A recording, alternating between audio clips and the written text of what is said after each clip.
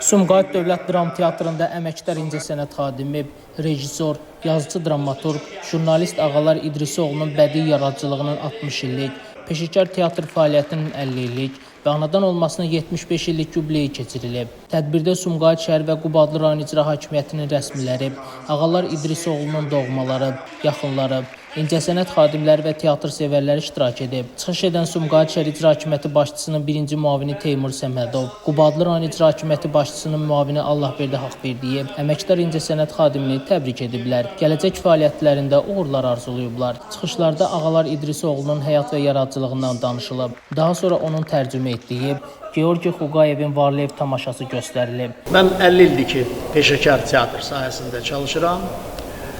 Onun 19 ilini Sumqayıt teatrına xidmət eləmişəm. Bizim çox peşəkar bir balet truppamız vardı, çox peşəkar bir orkestrimiz vardı.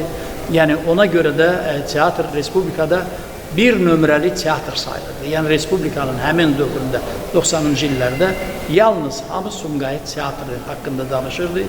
Təvazökarlıqdan uzaq olsa da həmin dövrdə teatr özünün intibah dövrünü yaşayırdı. Şəmstan Fikrətli Valid Bəxtiyaroğlu bugün informasiya proqramı üçün.